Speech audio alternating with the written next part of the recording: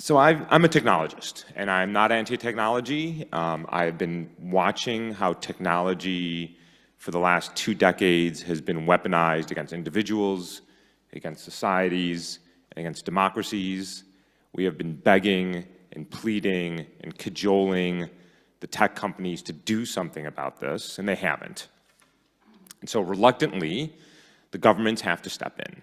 We've tried everything. We've tried bad press. We've tried ad boycotts. We've tried quit Facebook. Nothing is working. These are global companies. They are multi-trillion-dollar companies. And the time has come for the governments to step in and rein in the abuses. It's important to understand the history of how the technology sector has looked at the weaponization of their technologies. We can go back to the very beginning with copyright infringement, intellectual property infringement. The company said there's nothing we can do about it. It's a big internet, although it was a fraction of the size of what it is today. And they said, we don't get involved in these things. And then the United States passed the DMCA, the Digital Millennial Copyright Act. And guess what? All the companies got really good at finding and removing copyright infringement. I'll point out also, by the way, when Mark Zuckerberg tells you how much he loves the First Amendment and free speech and how he shouldn't be the arbiter of what is on Facebook, that from the first day, putting aside the algorithmic amplification, and he is the decider, they banned legal adult pornography, perfectly legal speech, and they banned it. And so did YouTube. Well, why? Because it was bad for business. So they made clear decisions to ban legal content because advertisers didn't want that material on it. And they had no problem doing that, and they do it quite well. And so the story that we can't find copyright infringement, we can't find child sexual abuse material, we can't find terrorism and extremism material, we can't find disinformation campaigns that are disrupting democracies, was a lie and continues to be a lie. The companies don't want to find this material because this material is good for business. At the end of the day, modern social media is in the attention-grabbing business, and the more extreme, the more conspiratorial, the more outrageous, the more people engage, the more ads you deliver, the more money you make. And we just have to understand this frame of mind and this constant reluctance. And the story has always been the same. Deny the problem exists, minimize the scale of the problem, admit the problem, but then say there's no solution. Rinse and repeat over and over and over again. And I think we're on to the game now. We know what's going on. Okay, so I think the time has come, as I said in the beginning, that we need to start thinking about how to regulate the companies. Now, we should acknowledge that there is tension here in regulating the technology sector. There's a tension between privacy, an open, free exchange of ideas, and safety and security, as it pertains to children, as it pertains to societies, and as it pertains to democracies. I would contend that the technology companies, the regulators, the advertisers have swung too far in one direction, away from safety and security. And I think we need to rebalance without overcompensating. The problem with waiting 20 years to fix a problem is that we tend to overreact. And I don't think we should overreact. It is a big internet. There are billions of users in a very complex world. And I think modest regulation can start to slowly push us back to the center. And that's what I'd like to talk to us about today. I should say right at the outset, not everybody agrees with this position. There are plenty of people out there who say the DSA and the DMA are going to destroy the internet.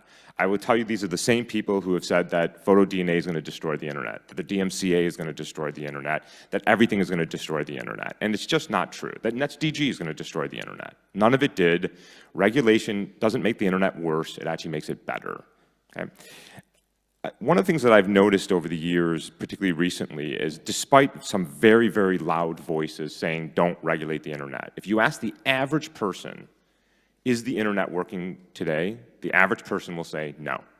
Social media is not working. It is toxic. It is awful. It is, and we need to do something about it. I don't feel safe. My kids don't feel safe. I contend that we should treat the internet the way we treat any product that we put into our homes. Any product that I go to the store and buy has to go through exhaustive safety measures to make sure it's not going to kill me when I bring it into my home. And we should treat the internet the same way. For a long time, we've talked about the online world and the offline world as if they're different. They're not. The internet is not like Las Vegas. What happens on the internet doesn't stay on the internet. There's only one world now, and we shouldn't think about these as different worlds. So in my time here, what I'd like to do is talk about the DSA. And I lost track of it. I think it's over 300 pages. I'm not going to talk about every aspect of the DSA. This is a classic Brussels regulation, I think.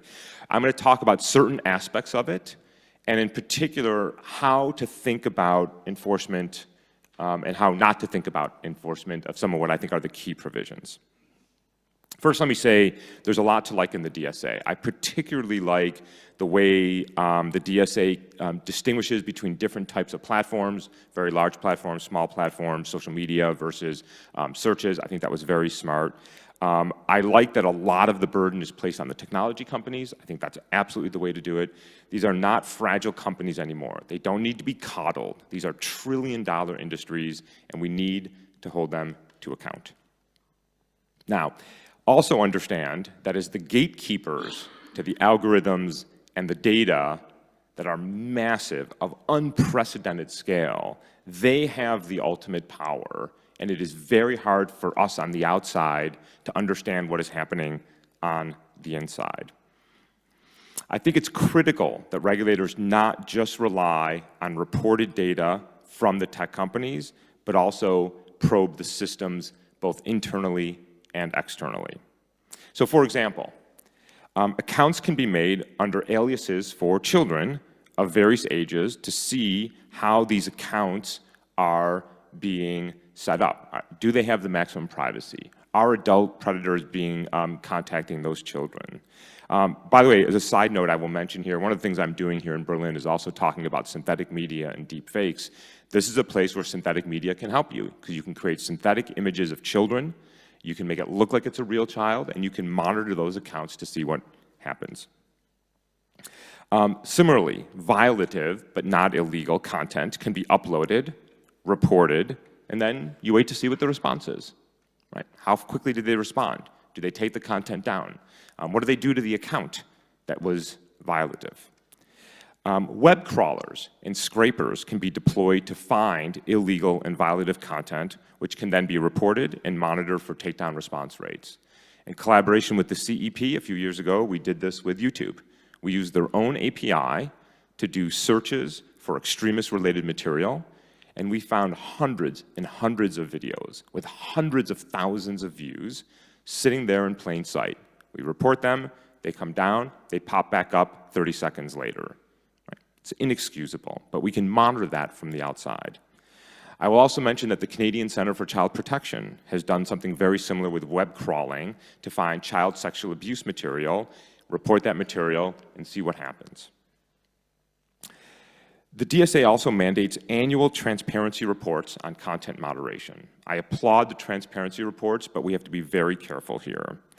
When thinking about the structure of these reports, I encourage us to mandate a breakdown of content moderation. In particular, in the past, platforms have combined all forms of content takedowns into a single figure. So for example, they will say, we have taken down 30 million posts. But what they don't tell you is that 29.5 million of those are spam. And then they don't tell you how much child sexual abuse material, how much extremism material. We need a breakdown because they're very good at taking down adult pornography and spam, which is bad for business, but not so much the other technology companies. We should not penalize a company for taking down a lot of child sexual abuse material or extremism material. We should ask questions when they report they have not done that. So for example, Facebook reports to the National Center for Missing and Exploited Children some 20 million images per year of child sexual abuse. That's an insane number. Apple reports about 100 images. Is there anybody in the room that thinks all the child predators want to go to Facebook and not Apple? Why is that? Why is there a discrepancy of 3-4 orders of magnitude? It's because Apple's not looking. So in this regard, Facebook shouldn't be penalized for that, but we should ask questions to Apple, why do you only have 100 reports? Platforms should also be required to provide an individual breakdown of different categories to give regulators a more clear picture of what is happening so we understand the flow of illegal, harmful, and dangerous content. We're going to have to think carefully about what these categories are. Is it all extremism, or do we differentiate between domestic and international? For child sexual abuse material, there's a huge difference between images that are 16 and 17 years old versus 1 and 2 month old. So we'll have to think very carefully about the information we want from the technology company so we get a clear picture of what's happening. Next, the DSA mandates certain auditing requirements. Again, I applaud this. But here it's important to first understand that it's nearly impossible to audit an algorithm for amplification, for example, in the absence of the data on which it is operating.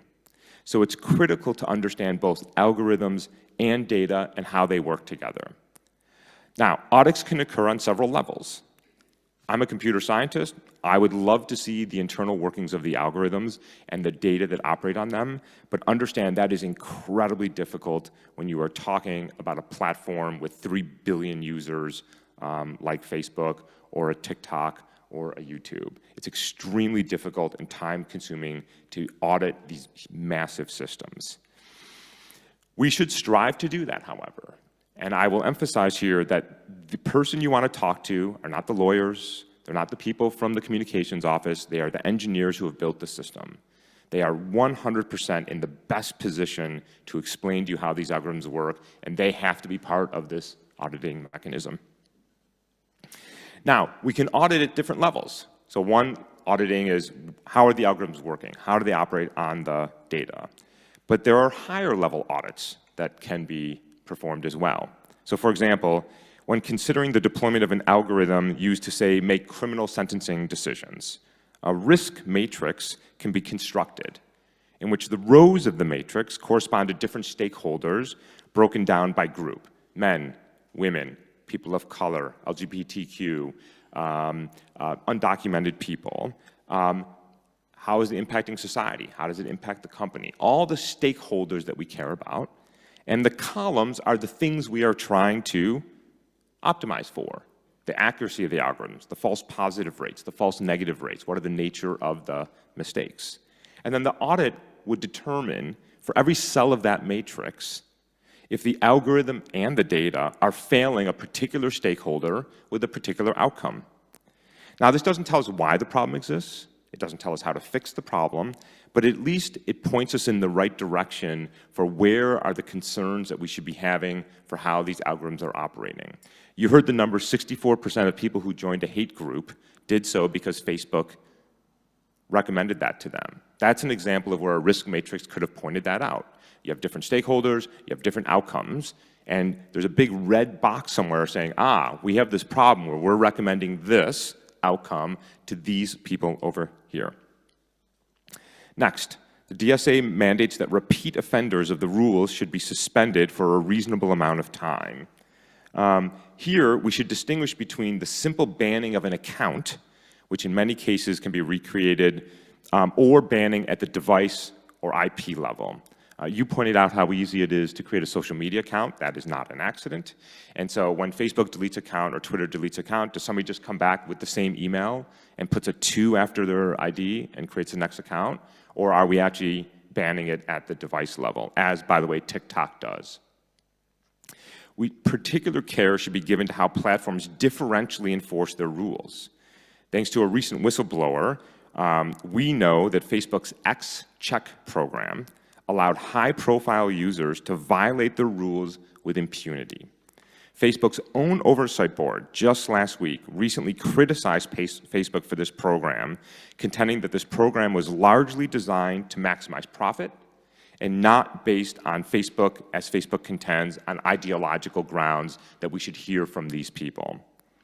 I'm going to say as a side note here, when Trump was kicked off of Facebook and Twitter, I sat down with the oversight board, and I heard over and over again that the reason they bent the rules was because they felt like it was important to hear from the president, as if somehow he doesn't have a press room in the same place that he lives, and there's no other place for me to hear from the President of the United States.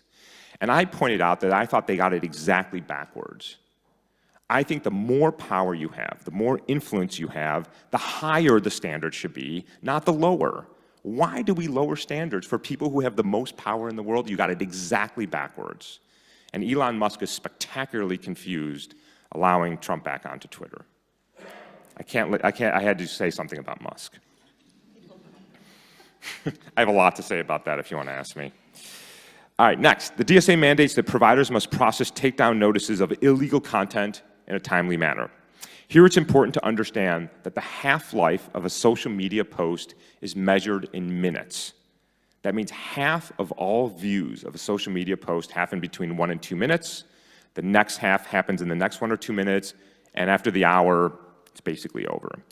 Takedown notices of 24 or 48 hours are largely irrelevant. And that's ignoring the fact that content, once it's on Twitter, migrates off to other platforms. 24 and 48 hours is almost useless. And so we have to think about the speed at which social media moves when we're thinking about takedown notices. Next, and I'm almost done, the DSA mandates access for researchers to key data on the largest platforms and search engines. As an academic researcher, this warms my heart. I was extremely happy to see this, but we should be very careful.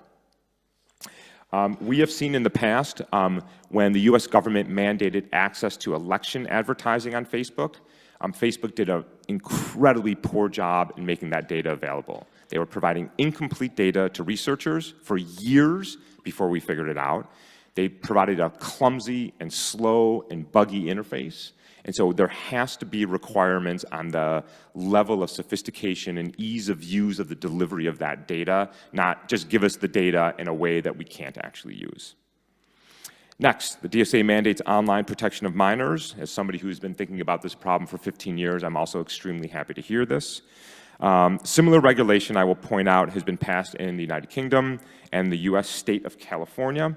The so-called Age-Appropriate Design Code, the AADC, and we should look both to the UK and to the state of California on how they are going to start enforcing these rules. And as I mentioned earlier, this is a place where external audits that create accounts for minors can be an effective tool in ensuring that kids are being protected online.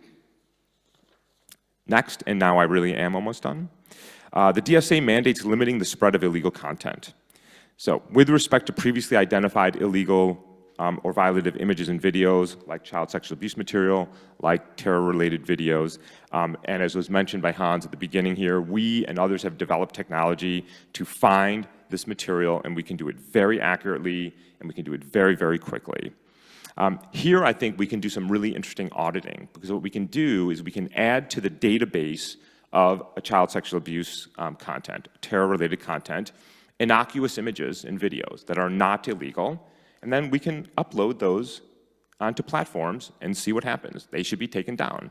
So we will have decoys added into the database to make sure that the platforms are taking this material down, that they are doing it quickly, they are doing it accurately, and how they're responding to the accounts. Lastly, as a general model, I think we should look to the financial sector, which is a fairly well-regulated industry, to learn what has worked and what hasn't worked. The system, of course, with the financial sector is not perfect, but we've learned a lot over the decades on some of the things, how to think about auditing these massive, impactful systems, and I think we should look to the financial sector for some insights. Thank you.